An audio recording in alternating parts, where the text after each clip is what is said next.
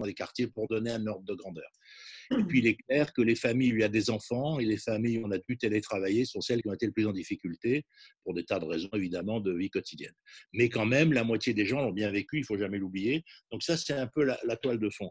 Mais après, je crois que c'est une rupture dont on n'a pas encore conscience, une rupture historique absolument gigantesque, qui va amener des conséquences pas forcément positives, mais c'est une rupture du niveau des guerres mondiales. Je veux dire, c'est un traumatisme à la fois dans la vie individuelle, dans la vie intime, dans la vie des couples, et puis c'est un traumatisme collectif par rapport à un système de valeurs. Ça ne veut pas dire que les choses vont changer. Vous voyez, moi je travaille beaucoup sur le tourisme, là j'ai consulté, hier j'étais en Bretagne, avant-hier j'étais en pays d'Arcachon, etc.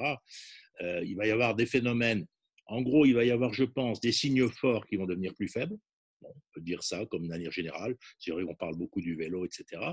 Il va y avoir des contre-signes, une augmentation de la pression sur la voiture, un recul des transports souterrains, ça on voit très bien, des transports collectifs. Donc là, il va y avoir des phénomènes très contradictoires. En gros, les gens vont se protéger partout, que ce soit le masque, la marche à pied, le vélo, la voiture, le transport collectif quand on voit le bus ou le tram avant de monter dedans, c'est-à-dire qu'on voit qu'il n'est pas bondé, sinon on ne monte pas. Donc là, au fond, on peut être acteur de son autonomie. Et je rappelle que le vélo, c'est quand même compliqué parce que les gens respirent fort et que donc, si on se suit trop près en vélo, c'est un lieu de forte densité de contamination. Donc ça, c'est tout ça. Mais donc, ça ne va pas tout dans le même sens. Après, je pense que les gens, on va tous avoir une envie de radicalité, de rapidité dans la réponse publique et ça va être très compliqué. Parce qu'au fond, quand on va sortir de là, un peu, puis lentement, on va se dire au fond, pourquoi on a vécu ça et comment on fait pour que ça ne se reproduise pas. Donc, il y a une demande de radicalité qui peut être aussi bien favorable à des extrémismes qui vont faire des discours en disant que c'est facile, il faut tout changer, tous les idiots qui étaient au pouvoir n'ont rien fait, ou les autres, ou des demandes de mesures radicales, c'est-à-dire évidemment visibles. Bon, la radicalité n'est pas forcément dans les extrémismes politiques, elle peut être dans la clarté des décisions publiques, mais c'est difficile, on est dans un pays qui est généralement conflictuel, où chacun effectivement est convaincu que l'autre a tort, donc ce n'est pas extrêmement facile de faire ça. Mais à mon avis, c'est un peu ça la toile de fond. Alors, et après, il y a des entrées différentes. Je pense que sur l'espace public, moi, ce qui me frappe dans toutes les villes touristiques, c'est qu'ils travaillent sur quel type d'hypothèse. Évidemment, agrandissement des terrasses, des bars et des restaurants immédiatement. Évidemment, élargissement des trottoirs. Évidemment, développement des vélos. Évidemment, développement massif des parkings. Parce qu'il va y avoir une augmentation des véhicules, y compris à l'intérieur des villes. Donc ça, c'est des questions qu'on trouve partout. Il y a une deuxième question qu'on va trouver partout, c'est l'augmentation des tensions entre les générations. Parce que là, les jeunes ont été vraiment parfaits, mais quand ils vont arriver sur le marché du travail en septembre et qu'il y en a 600 000 qui vont se retrouver au chômage, ça ne va pas être commode. Et les anciens se sont quand même sentis maltraités dans les maisons de retraite et complètement isolés de leur structure familiale traditionnelle. Donc ça va nous poser des problèmes de tension générationnelle difficiles. Est-ce qu'on va réglementer, par exemple, les vacances par génération ?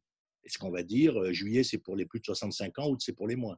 Est-ce qu'on va décider la fin des serviettes sur les plages, ce qui est en train de se négocier en Bretagne, par exemple. En Bretagne, ils travaillent sur le concept de plage dynamique.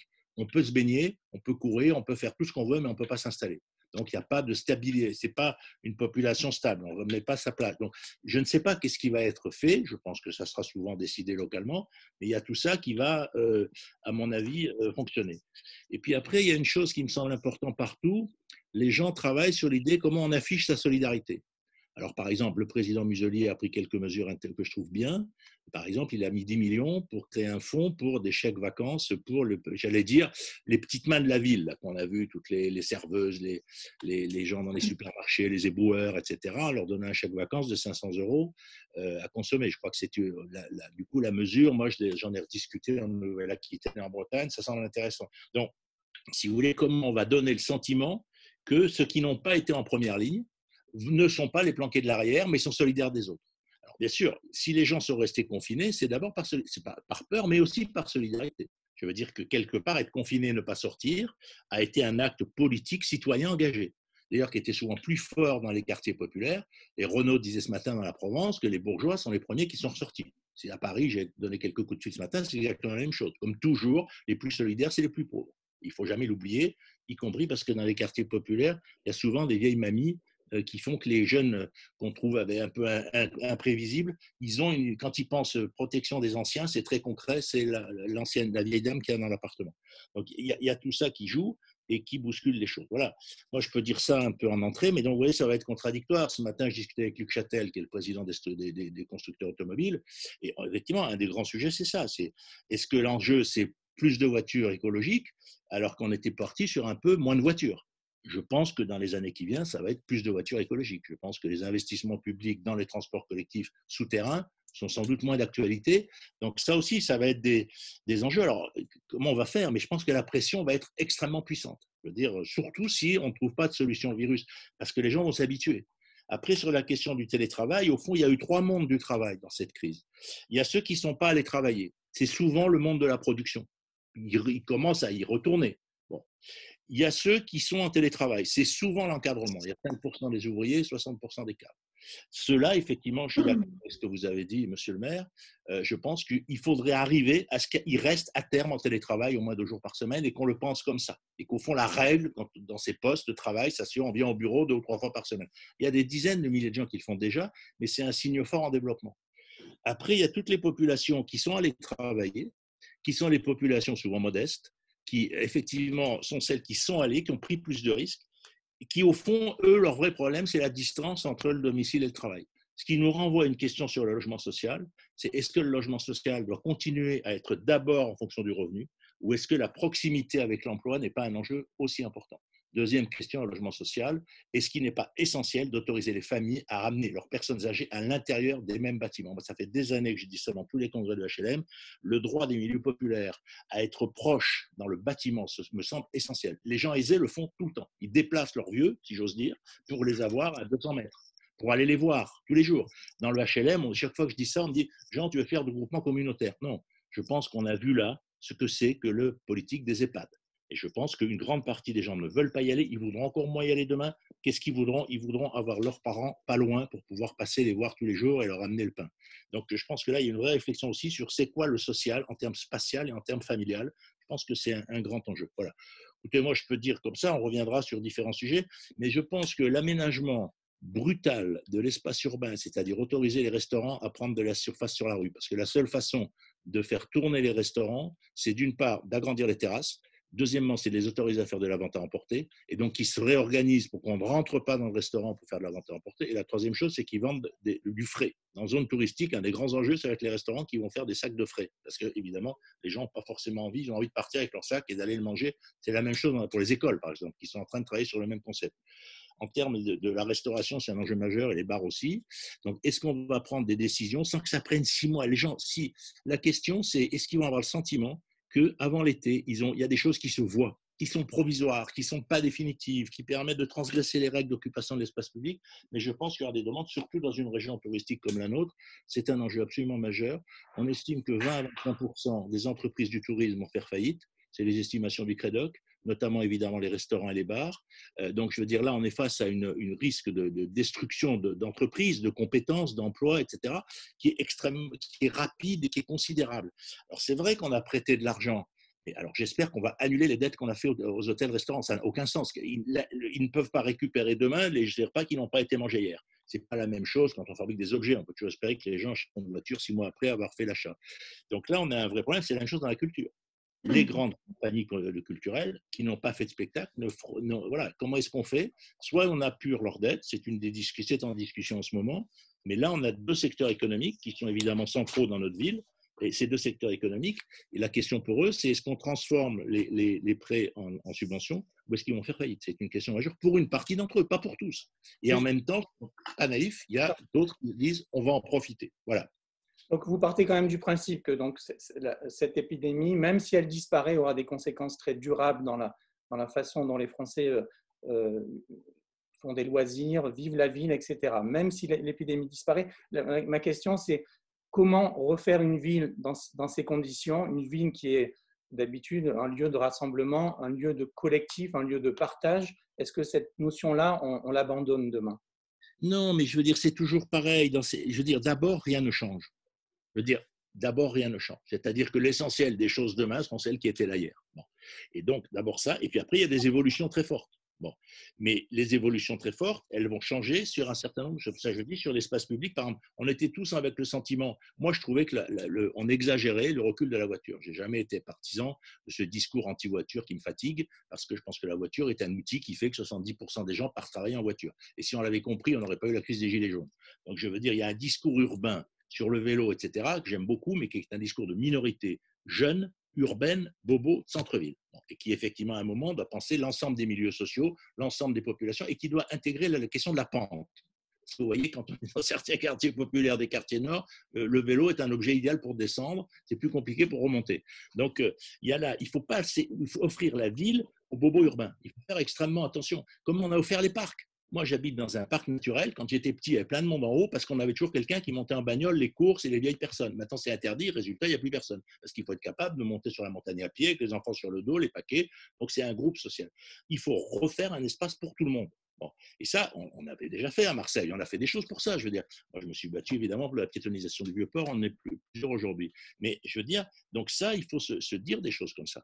Mais il ne faut pas mélanger le très court terme où les gens vont avoir le sentiment, notamment que si les restaurateurs, tout ça, font faillite, ça va faire une crise sociale. Et derrière, la crise du chômage qui va monter. Il y aura une crise du chômage, il ne faut pas rêver. De quelle violence? Je n'en sais rien.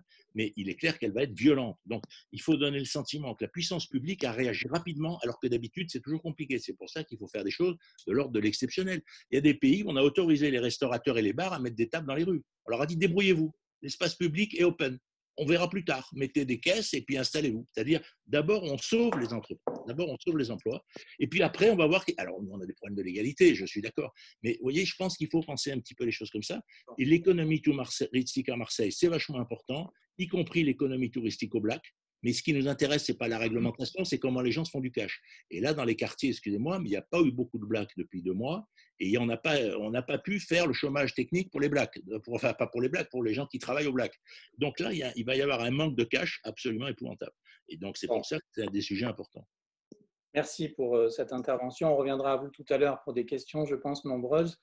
Lionel Royer-Perrault, alors vous êtes le président de 13 Habitat, donc un bailleur social. Vous êtes aussi maire de secteur, hein, on pourra en parler, des 9 et 10e arrondissement de Marseille. Alors, d'abord, sur 13 Habitat, quelle observation aujourd'hui? Comment ça se passe dans votre parc? Quelles sont quelque part les nouvelles relations peut-être qui s'installent dans les logements? Bon, bah, écoutez, d'abord, bonjour à toutes et à tous. Alors, effectivement, le grand avantage que je peux avoir, c'est ce regard croisé de maire d'arrondissement et de président de bailleur social. Bon, d'abord, très sincèrement, là, à l'instant où nous nous parlons, nous gérons l'urgence sociale. Parce que cette crise a quand même plongé beaucoup de familles dans des situations de grande précarité. Jean Viard venait à l'instant d'évoquer ces personnes qui ne sont pas toujours identifiées, ne travaillent pas nécessairement de manière très déclarée, et ce sont elles qui aujourd'hui sont les premières plongées dans la grande précarité. Ça provoque des tensions en termes de sécurité, hein, quand même. Il ne faut pas se le cacher la face. Le fait que les frontières soient fermées, le fait que ceux qui vivent des trafics et qui n'ont plus les moyens de trafiquer créent des tensions et déplacent les trafics sur d'autres enjeux, notamment sur tout ce qui est cambriolage ou autre, ou notamment sur, je dirais, des pratiques liées à l'oisiveté, type rodéo urbain, qui ne cessent de se développer dans les quartiers populaires comme dans les quartiers résidentiels, soit dit en passant. À côté de ça, nous avons un public qui travaille, qui était dans, je dirais, l'outil productif et qui a été projeté soit dans le chômage partiel, soit dans le chômage tout court, et donc avec des gens qui voient leurs revenus baisser drastiquement et qui, eux, se retrouvent dans des difficultés éventuellement de payer leur loyer. Donc, c'est la raison pour laquelle 13 Habitat a mis en place un dispositif d'accompagnement personnalisé qui permettent de reporter, de lisser les loyers en fonction des situations dans lesquelles chacun se trouve. Et puis en même temps, nous avons été confrontés à un problème d'isolement, notamment pour les publics âgés qui se sont retrouvés là aussi projetés plus rapidement dans l'isolement que d'autres. Et donc là aussi, ce que nous faisons, c'est d'avoir des appels auprès des publics donc isolés, de manière à les identifier et de manière à les remettre en contact avec la population, avec les services sociaux, les centres sociaux, au CSAS. Donc ça, c'est vraiment le travail d'urgence sur lequel nous travaillons et qui nous prend quand même beaucoup de temps. Après, cette crise, elle montre là aussi, alors pas tout à fait quand même d'accord avec ce qui a pu être dit ou écrit ce matin dans la Provence, pas nécessairement convaincu que les quartiers populaires aient mieux suivi les règles de confinement. En tous les cas, ce que j'ai pu en constater, c'est pas tout à fait le cas, notamment sur les jeunes publics Président de qui région. oui, oui, oui, vous savez, tout le monde peut avoir son approche. Moi, mon approche du quotidien, c'est que notamment les jeunes publics n'ont pas respecté le confinement, et ça pour plusieurs raisons. D'abord parce que les bailleurs sociaux, depuis très longtemps, produisent du logement social donc en nombre, parce qu'il y a une politique publique qui est portée de vouloir construire du logement. Chaque ministre a son objectif qui est toujours plus grand que le précédent, mais qui ne se réalise jamais parce qu'on n'a aucun moyen pour les réaliser à cette ampleur-là. Mais par contre, on produit du logement social avec des effets de mode qui correspondent à ce que fixent les promoteurs, puisque vous savez qu'aujourd'hui, la grande partie de la production neuve de logement social se fait en VFA. Et donc, aujourd'hui, les promoteurs travaillent sur des ratios financiers et on se retrouve avec des T3, par exemple, à 57 mètres carrés, 55 mètres carrés. Bon, des T3 à 57 mètres carrés quand vous êtes en couple avec un enfant, en période de confinement, ça montre très rapidement ses limites. C'est-à-dire que vous vous retrouvez avec des enfants qui se retrouvent en pied d'immeuble parce que vous avez la pièce de vie qui fait à peine 20 mètres carrés avec pièce de vie, cuisine plus plus salle à manger. Donc, et on se retrouve avec de la production de logements sociaux qui, en superficie, qui s'apparente quelquefois à ce qui se faisait à l'époque du Front populaire. Alors, j'exagère un peu en disant ça, mais au Front populaire, parce qu'il fallait construire, on construisait, donc chacun devait avoir son logement. Et on se retrouve avec, en 1936, des appartements qui faisaient des 45 mètres carrés. Alors aujourd'hui, on a pris 10 mètres carrés de plus. Sauf que quand vous rajoutez des normes, du fait que vous devez avoir des tailles spécifiques pour l'accès aux handicapés et que vous retrouvez quelquefois avec des salles de bain qui vous font 10 mètres carrés quand votre séjour fait 17 mètres carrés, bon, vous en arrivez à l'absurdité de la chose. Donc tout ça pour dire que le confinement a montré quand même les limites des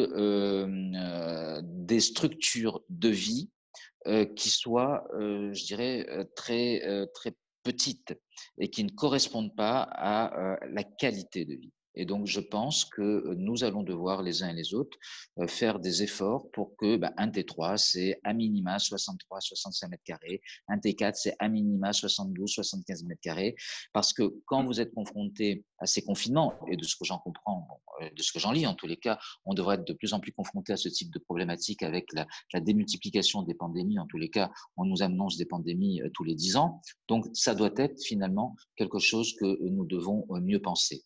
Deuxième chose, nous avons la grande politique qui a été menée dans tous les centres urbains de France, ça a été de construire la ville sur la ville, c'est-à-dire l'hyperdensité. Bon, je pense que l'hyperdensité, à terme, finit par avoir des conséquences sur, je dirais, la cohabitation. Voilà, en période de confinement, la cohabitation est difficile quand vous êtes hyper densifié, que vous avez des immeubles à R+12, 15, vous voyez Euroméditerranée, c'est ça, on a hyper densifié. Personne n'a remis en cause ce concept, c'est un concept qui, quelque part, était partagé par le plus grand nombre. Donc ça, c'est un vrai sujet. Moi, à titre personnel, depuis que je suis président de 13 Habitat, je ne construis plus de logements sociaux à plus de 60-70 logements par opération. Voilà, parce que il y a très longtemps, j'ai bien anticipé ou compris qu'il y avait quand même un sujet en termes de cohabitation. Donc ça, c'est un vrai sujet. Donc repenser la ville de demain, c'est aussi se poser cette question de l'hyperdensité. Après, on a eu un autre phénomène qui a été le phénomène de l'hyperspécialisation des espaces. Voilà, ça fait 20 ou 25 ans, même peut-être un peu plus, où on repense les espaces en fonction de leur fonctionnalité et non pas en fonction de la mixité des usages. Donc, on fait des espaces hyper commerciaux, on fait des espaces d'hyper résidentialisation et on oublie de faire les espaces où on fait les habitations avec les commerces en pied d'immeuble. vous allez, par exemple, du côté de tous les grands centres urbains qui se sont très largement développés, que ce soit à Bordeaux, que ce soit à Lyon, que ce soit dans la région parisienne, que ce soit à Euroméditerranée qui n'a pas échappé à l'effet de mode, eh bien, vous vous retrouvez avec des habitations, ça, il n'y a aucun sujet là-dessus, sauf que vous n'avez plus le boucher, vous n'avez plus le boulanger, vous n'avez plus le commerce de proximité. Or, je crois très sincèrement que faire communion, faire le vivre ensemble, c'est aussi cela. Et donc, il y a une inflexion, me semble-t-il, à avoir sur la dualité hyper-densité, hyper-spécialisation des espaces. Quatrième élément, bien sûr que ces espaces doivent, enfin ces logements sociaux doivent mieux s'intégrer dans la ville et mieux être connectés à la ville. Donc il y a l'enjeu des mobilités et je rejoins ce que disait pour le coup la Janvière sur cela, à savoir que les gens des quartiers, notamment, je les vois rarement se déplacer en vélo. Ne serait-ce que d'abord parce qu'ils sont éloignés de là où il peut y avoir des pistes cyclables, premièrement, et c'est vrai qu'en plus dans cette ville, c'est 2 fois et demi Paris, cette ville. Donc l'approche de la gestion de l'aménagement du territoire est nécessairement différente de ce que l'on peut avoir à Paris. À Paris, celui qui habite Paris, il est entre son domicile et son lieu de travail, grosso modo en moyenne, dans un rayon de 5 km. Bon, ici à Marseille, ça n'est absolument pas le cas. Donc, c'est sûr que l'approche du déplacement, elle est nécessairement différente. Ceci dit, il y a quand même beaucoup de retard qui a été pris. Et donc, moi, je pense qu'il faut quand même reconnecter les quartiers nord-sud par un transport en commun qui n'existe pas. Bon, les travaux ont commencé et il faut qu'ils, bien évidemment, se poursuivent. Il faut un maillage plus grand sur des transports doux de type vélo en hypercentre, parce que là, on est sur des rayons qui nous permettent d'action, qui nous permettent de se déplacer sur des déplacements courts avec ce mode de déplacement. Et donc ça, j'y suis très favorable. Et si on peut, si cette crise peut nous permettre d'aller vers cela avec des aménagements peut-être plus temporaires, eh bien, moi, j'y suis tout à fait favorable. Mais par contre, je suis assez d'accord sur le fait que la crainte que génère cette crise, eh bien, enchaînera ou entraînera du moins le fait que les gens se mélanger. Bon, il va y avoir des craintes, donc on risque d'avoir un retour vers la voiture très fort dans une ville où déjà, je dirais, la culture voiture est déjà quand même aussi très prégnante. Après, sur l'aménagement des espaces publics, je pense que là aussi, il faut éviter les effets de mode. Jean Viard était à la communauté urbaine, à l'époque on siégeait ensemble quand la décision a été prise de la semi-piétonisation du Vieux-Port. Bon, rappelez-vous les débats. Certains aménageurs, et je crois que nous avons une de nos architectes urbanistes présentes qui avait présenté un projet beaucoup plus, je dirais, arboré. Bon, les architectes urbanistes ont leur effet de mode. Et ça fait 10 ans qu'on nous vend la minéralisation des espaces publics. 10 ans, vous allez dans toutes les villes, on vous vend des projets qui sont très beaux sur le papier, il n'y a pas d'art, il n'y a pas de végétalisation. Et maintenant, eh bien, on commence à briser, je dirais, cette tendance de mode et nous-mêmes, nous faisons, et on le voit sur Marseille, il y a une très grande volonté de la présidente de la métropole d'arborer, donc on va végétaliser de plus en plus. Donc tout ça pour dire que je pense que cette crise, bien sûr, nous amène à repenser plein de choses. C'est incontestable. On a tous été dans notre corps, dans notre chair, pour certains d'entre nous touchés par le virus. Nous avons perdu des amis. Donc, c'est une crise qui ne va pas laisser indifférents. Nous avons en même temps nous sommes confinés, donc ça nous a obligés à repenser notre mode de travail. Et je suis assez d'accord sur le fait que les cadres, globalement, moi je vois 400 agents sur 800 de 13 habitats sont en télétravail aujourd'hui et très vraisemblablement nous allons poursuivre cette politique de télétravail. Donc on voit bien qu'il y a des enjeux nouveaux. Je pense qu'il faut profiter de cette crise pour pour pousser les entreprises un peu dans leur retranchement sur les horaires de travail, voilà, pour que tout le monde n'aille pas en même temps travailler. Je pense qu'il y a une marge. On a vu que c'était possible durant cette crise, donc il y a peut-être des choses à faire pour quelque part institutionnaliser cela. Mais après, ne nous leurrons pas. je veux dire, cette crise ne va pas tout révolutionner non plus. D'abord parce que nous sommes sur des schémas économiques qui sont quand même profondément ancrés. Nous sommes sur un outil productif, contrairement à la Seconde Guerre mondiale, qui est quand même encore existant. Seconde Guerre mondiale, l'outil productif, il fallait le reconstruire. Aujourd'hui, il est là, il a été mis en veille. Donc, cet outil productif, il va falloir bien évidemment le remettre et il va comment dire, remonter en puissance assez naturellement. La seule chose, c'est qu'effectivement, il va y avoir des inflexions, il va y avoir des réorientations. Et là où je rejoins Jean Viard, c'est que cette crise, notre capacité à nous réadapter, notre capacité à nous repositionner dans la concurrence que se livre le territoire, elle sera surtout, comment dire, elle arrivera si nous sommes en hyperréactivité, c'est-à-dire notre capacité à réagir rapidement. Voilà. La crise, elle est là, elle nous a fait poser un certain nombre de fondamentaux, elle nous a fait repenser certaines choses qu'on pensait établies, on se dit finalement, on doit pouvoir faire différemment, incontestablement, mais les territoires qui s'en sortiront seront ceux qui auront la capacité, la réactivité pour se repositionner dans ce qui finalement est une concurrence exacerbée, et c'est là où notre territoire doit avoir sa vision des choses, et c'est une des raisons pour lesquelles aussi, d'ailleurs, sachez-le, en interne à la métropole, en interne au département aussi.